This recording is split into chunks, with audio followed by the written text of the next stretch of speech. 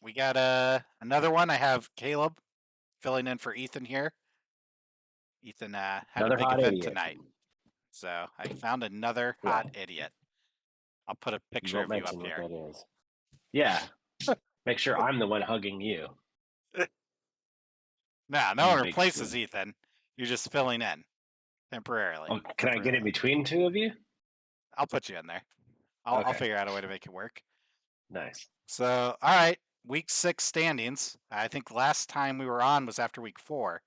So, I do apologize to everyone that we're kind of we're getting late at some of these, but we've had some stuff going on. Mainly me. I was in Canada all last week, so I couldn't record it all, but we should have 3 episodes coming out this weekend. So, hopefully that satisfies everyone's need for content. But yeah, this is the standings. Any surprises to you, Caleb? Now that you're getting a better feel for all of this? Uh, hmm. I mean, it surprises me that I'm in 7th place, 2 spots ahead of Josh's team. But I don't know. Maybe that's not so surprising. Not at all. Not at all. Also, there's only one team at 40 wins. It's hilarious to me that he's not in first, Chris. Uh, Wait, how does appa- that work? apparently, so he has more losses. He has more wins, but he also has more losses. So Okay. that's how it has me ahead of him. I'm not saying I agree with that, but it does make me laugh. I mean, I can't be mad to see myself in first when I open True. it up, especially because I don't even think my team is that good. So like to see myself in first makes me feel a little better for sure. There's only one team. I wrote under 43 losses, but I guess it would be at 43 losses, and that's the Shane Victorinos. That's solidly last place so far, and Oh, yeah. Dang. I think I've played a lot of the teams now. We're almost through the first turn, so it's going to take 11 weeks to actually have played everyone. But yeah, a lot of big matchups. For me, if I have to kind of look at it two halves. So like, is there a surprise for me at the top half, and is there a surprise for me at the bottom half? Bottom half, Lucas. I'm shocked to see him in 8th place. He had Poor guy. so much confidence heading into this year. It's just wild to see him down there. The team I would compare him to, and I think he'd hate this comparison, is the Cardinals. You just Okay. you I kind of can get just that. expected way more, and then you look at it like the Cardinals. I think maybe not now because they're starting to heat up a little bit, but I think like last week they were the worst batting team in baseball, lower than the Oakland A's, which is crazy. So, like, yeah, it's just it. You see a lot of talent on the team. I know he's good at managing his team. I know he looks at a lot of future schedules. I think he probably looks more into his starting lineup than anyone else. He makes a lot of moves. I don't really have any critiques for him. So yeah, I'm just kind of surprised to see him down in eight. That's the biggest shock to me out of the bottom six. Out of the top six, I'm shocked to see Vince there. He's only ahead of you by 2 wins, so he's barely holding on there. I'm shocked to see him because he has the brisket curse. So that's always going to surprise me to see him still riding high in the top six. Well, who knows where he'll end up? I mean, brisket starts off pretty tough, but as it gets softer, Yeah, it's a slow gonna sink to slow the cook, bottom. a slow cook. So the curse may be the same. So now I'll jump over to week 5. We didn't get to really like super react to all the matchups that happened, but I will say Oh Ethan and yes, I this was a good week. we did picks for week 5, and I said that we agreed on all of them except for two. I guess I'll start it this way. So we agreed on all the picks except for two of them, and we actually went 4-0 on the matchups we agreed on. So that was Nick beating Cole, Chris beating Ethan, Art beating Aaron, and we both picked Lucas to beat Vince. So those are kind of straightforward matchups. We completely agreed on those. However, I've broken the tie because the two we disagreed on, I got both right. And that was me losing to Scott, as I predicted. He actually thought I would win because, I was in first place, had a pretty good team. I saw the writing on the wall. I knew Scott was going to beat me. So I projected myself to lose to Scott. So I was right about that, and that's my victory on the week. And then I actually did think Josh would beat your team, but because we agreed on so many, I was like, you know what? I'm gonna switch a vote here. I'm gonna pick Caleb to beat Josh, and beat him. You And did. you ended up on the right side of history. Yeah. Yeah, 8-2. I look like a genius now. So I am 6-0 on week 5. I got every single pick right. I'm riding high. I'm 13-5 overall now for picking games, and Ethan's still at a respectable 11-8. So we've been pretty good on these picks. Yeah, both above 500. Yep. And then to the next one, week 6. My big takeaway was trouble at the top because Chris and I both not so great. He went 4-6. I went 5-4. So we're starting to slow down a little bit here. Also, Scott lost 1-9, which is pretty Oof. shocking. That's a top team. Art lost 3-7. So it seemed like all the lower half teams, with the exception of Vince, but he was lower 6 at this point when this week was played. All the top teams lost, like across the board. So They got too comfortable. What got can you too say? comfortable. The last 2 weeks, my record's only 8-9-3, and I'm in first place. So I've had some really hard matchups. Yeah, I'm gonna say that makes sense. Chris is 11-9, and then also Caleb. And this is before I even knew you were going to be a guest. I wanted to highlight you. You played Josh and Art. I don't think I either of know, those are man. an easy matchup. Something's popping off. 15-5. Last 2 weeks, your team has made a couple of statement games. So I've been really excited to see what your team's doing.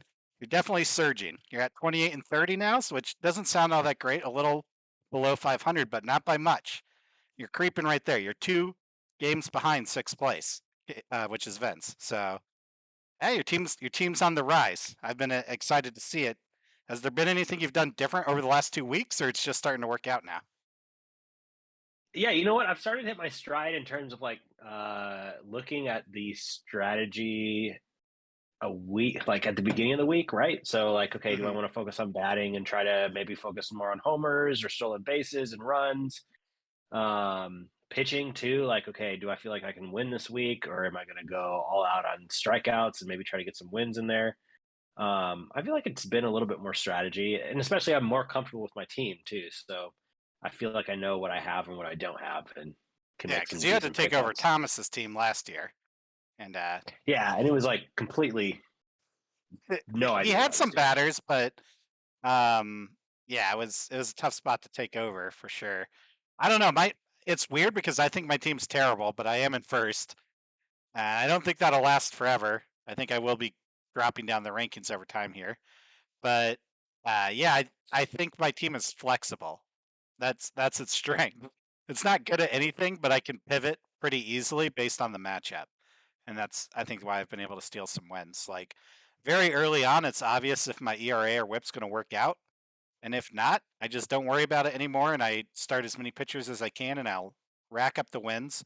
I will easily win saves every week, and I can normally take out strikeouts with all those streamers. So I decide pretty early on what I'm going to try to do at pitching, and then on the other side, batting, I just got to pick up players who are hot, and like you said, I'm targeting certain things. I either want Right. the speedsters who are fast with good OBP and stolen base potential, or I'll pick up a couple of guys that are going for a home run streak. Like this week, I picked up Jake Berger, plays for the White Sox. He's had 3 games in a row with a home run. Yeah, that's So insane. so I pick him up obviously and hope to ride that streak out a little bit. So I don't know. I just kind of adjust based off who I'm playing. So for the next thing I wanted to point out, I was hoping Ethan would be here to get his thoughts on this, but maybe it's better he's not. Ethan has proclaimed I am a batting team now. Uh, so I wanted to show his last 2 weeks at batting. He's only won one category. He won home runs versus Josh 2 weeks ago. And other than that, he hasn't won a single thing. He did get a tie in stolen bases versus Josh as well, but it's looked bad. For weeks 5 and 6, he only has 1 win, 1 draw, 8 losses. weeks 3 and 4, 4 wins, 6 losses. So he's actually a little better. And then I didn't want to look at just the matchups because you might say like, okay, those are hard matchups. So I took his team and compared it to the weekly average, right? Yes, I was hoping you'd do this. And he's 2 and 8 versus the average over the last 2 weeks. So he's been Oof. below average 80% of the time in batting categories. So he needs to do something to turn it around if he's going to be just a batting team. That being said, he did have to face Chris, who I think's the absolute best batting, but it's hard to argue against the average because that's not even the matchup. That's just overall. So we'll see if he can pull it together. And that's why I wanted to feature him on this week's episode of What's Up With Him. All right. So, Ethan, for this week, we're doing What's Up With Him. And we're actually doing Ethan. Yeah. That picture, I think, is you going. Cute looking man there. Yeah, I think that's you going to 6th grade. Yeah. Sporting the Aeropostale My parents shirt. failed me by allowing me to have that haircut. They should have done something about it. They didn't. Here's the question: did they actually put a bowl over your head to give you that haircut? I don't think so. Then again, I was drugged out most of 6th, 7th grade, so. Oh my god! I was going to say the haircut I hardly noticed because you're giving it the crazy eyes. Those are like fully open. I mean, it's like you're looking at your I was first pair of coked out breasts. of my mind. That's the face you're making. That's a child seeing his first pair of breasts, like fully open, completely engaged. Ethan's mom was known for her nudist Right. exploitations. Hey, there's nothing wrong with being comfortable with your body. I do think the Aeropostale is the most 6th grade shirt ever. Like that's. You know what? I'm gonna have to everyone agree. in 6th grade, like Aeropostale was the best. Like whenever I see Aeropostale, it just takes me back to middle school. So I do think that's the ultimate middle school. I crossed out the 6th and put 11th. You guys may not think it, but I mean that 6th grade boy, he was getting the spoon. He had to have been a little cool at least because you got an Aeropostale shirt on. So I mean, you wear that shirt. I mean, people modern day equivalent of walking into a room with a nice suit on. Yeah, I mean, that's just what it is. So batting, 11, 16, and 3. Pitching, 9 and 21. So you are, I guess, leaning toward. You said yourself you are a batting team. Yeah, pitching's for bitches. I see a steep fall off in saves. Last 2 weeks, only 4 saves. Yeah, which is weird because I haven't changed anyone. Yeah, you're Ryan High so that's on the players. That's not on me. That's on the players. Yeah, I think they heard you though. I think they heard you saying pitching is for bitches and we're batting team only, and they've all just thrown in the towel. Yeah. Not many wins. Like it's falling apart on pitching. I'm trying hard to get to 12th place, but that 12th place team, he's got me beat. I mean, I can't. It is physically impossible to do worse than him.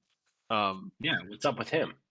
Yeah, so I'm trying. Done what's up with Theron? We're working on I'm trying to drop down, because I feel like that is the pinnacle of the Lanky Bird strategy. Is I gotta get to the bottom so I can rise to the top.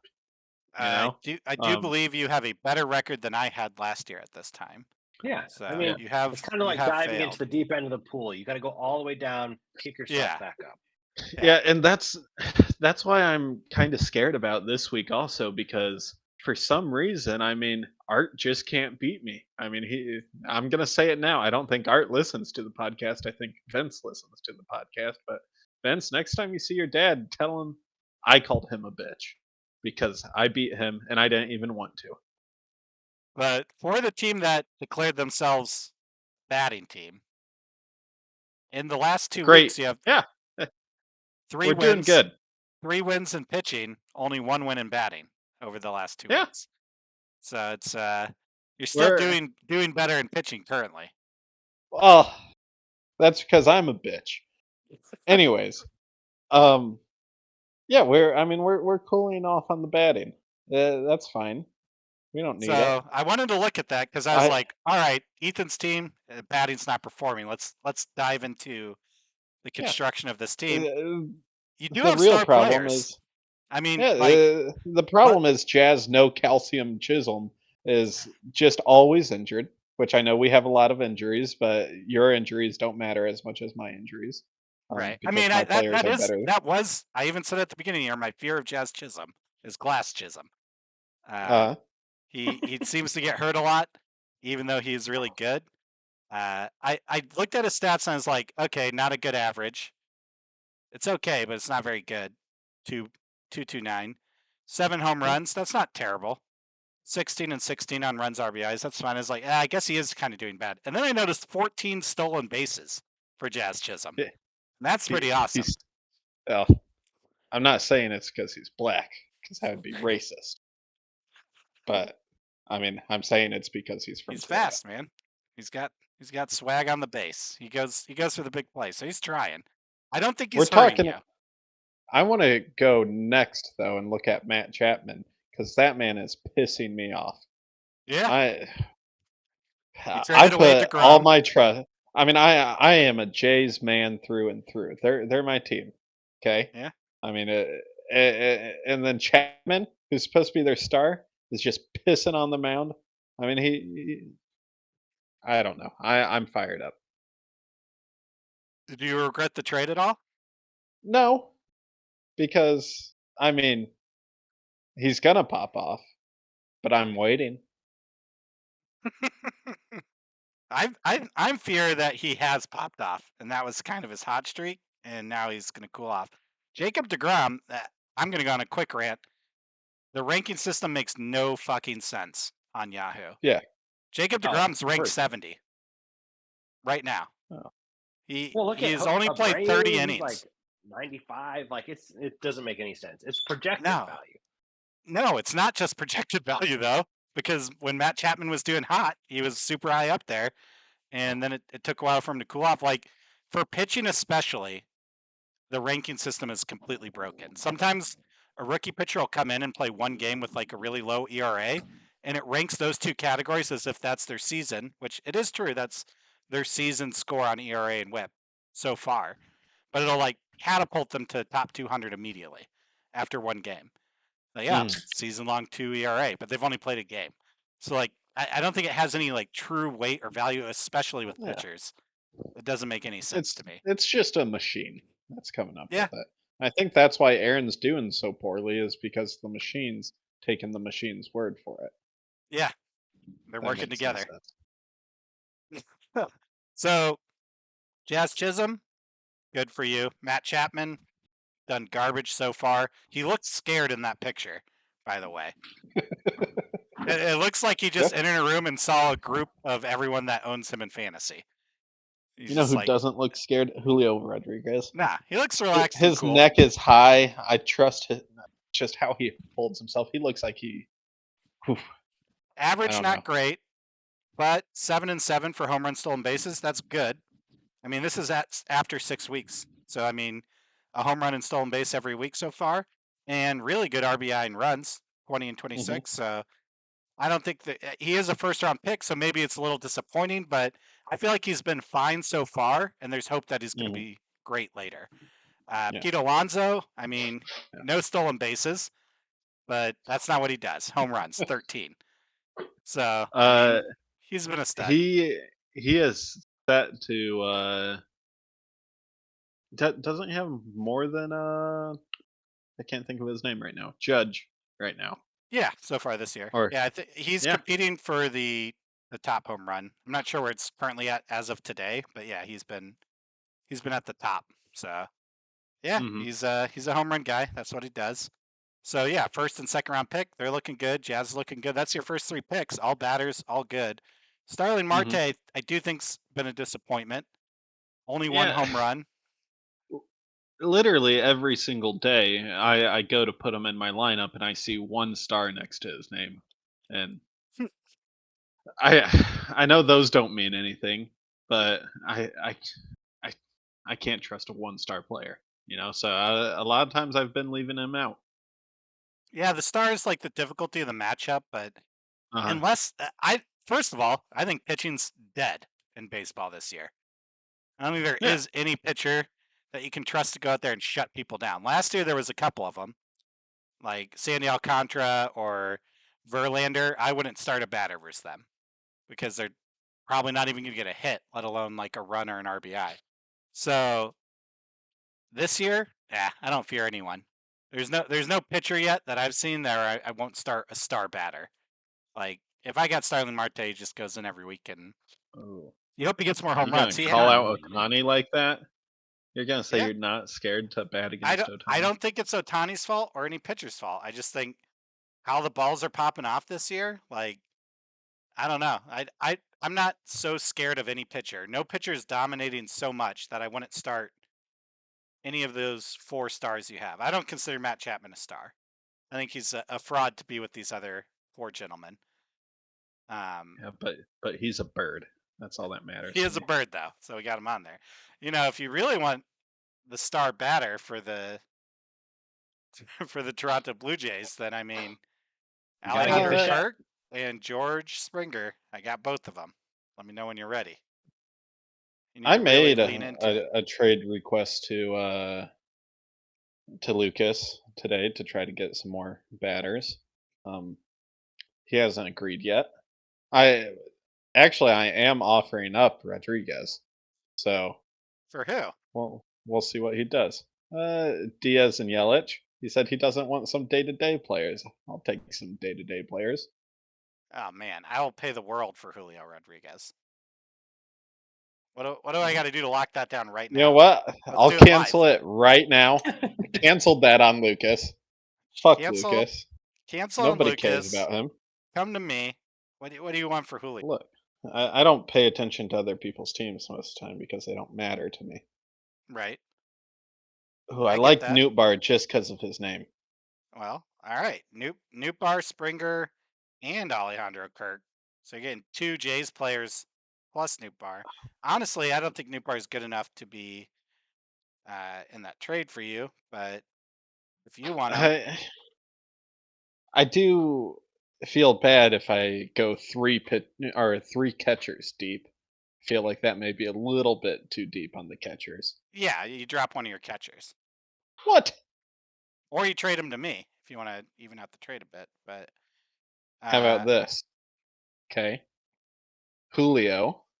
okay, Okay. I like For it. Springer. Yep. Then I'll give you another pick, but I want Romano. Oh, dude. You know I love Romano. You said the world. I know, I did. All right, I'll take Dirty Nestor and Julio Rodriguez, and I will send you. Who was it that you wanted? Springer and Springer and Romano. Romano. Ah, dude. You don't have to take it, but No, I mean, it's sent. we For said it in the the podcast, so podcast. you're a bitch if you don't. For it's already sent. You know what? It's already sent. So you know what? What's up with Ethan? He's making big trades, big moves. Watch out. Yeah. That's That's a what I know. man's trade. Yeah. Romano's popping off this year. He's my absolute favorite closer because I just feel like the Blue Jays 100% support him. So I just feel like his Yeah. job's so safe.